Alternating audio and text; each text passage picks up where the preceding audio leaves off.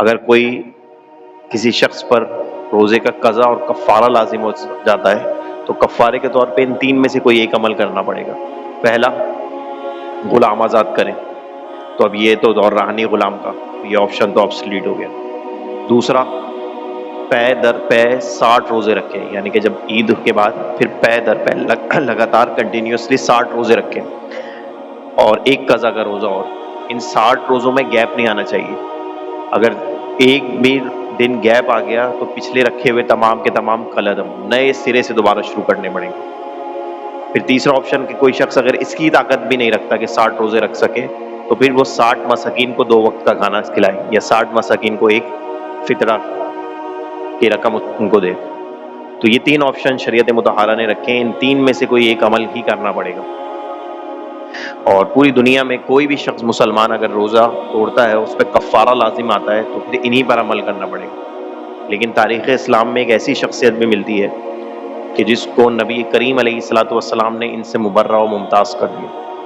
حدیث شریف میں آتا ہے کہ ایک دفعہ نبی کریم علیہ الصلوۃ والسلام مسجد نبوی میں جلوہ فرما تھے اور صحابہ اکرام بیٹھے ہوئے تھے اور گفتگو فرما رہے تھے آقا علیہ الصلوۃ والسلام، کہ ایک شخص مسجد میں داخل ہوا، ہلکت یا رسول اللہ، ہلکت یا رسول اللہ، یا رسول اللہ میں ہلاک ہو گیا، یا رسول اللہ میں ہلاک ہو گیا۔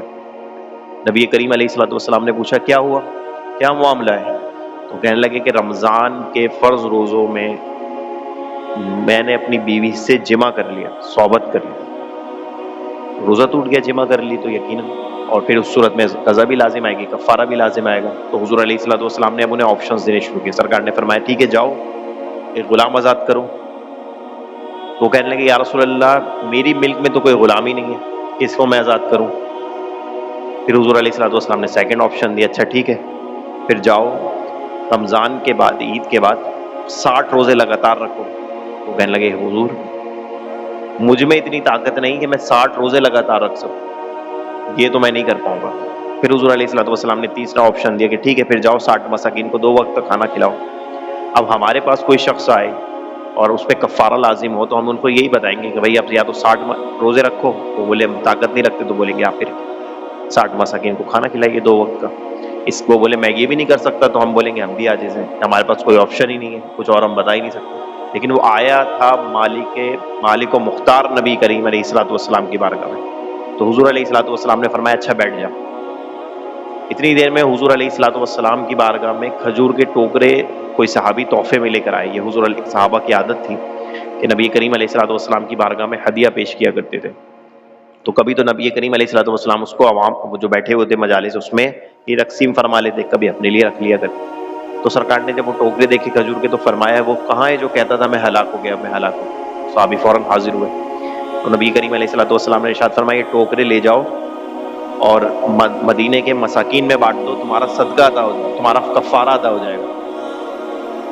اب انہوں نے دیکھا کہ جب دریائے رحمت حضور علیہ الصلوۃ والسلام کا جوش میں اب جب حضور دینے پہ آئی ہیں تو پھر اور بھی مانگتے ہیں، آج وہ مائل بقتا اور بھی کچھ مانگ۔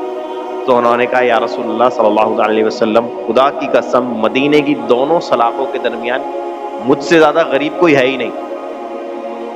حدیث شریف میں ہے کہ جب انہوں نے یہ کہا تو نبی کریم صلی اللہ علیہ وسلم مسکرا دیا یہاں تک کہ آپ کے دندان مبارک ظاہر ہوئے، اور سرکار نے فرمایا اچھا جا تو خود کھا لے تیرا کفارہ ادا ہو جائے گا۔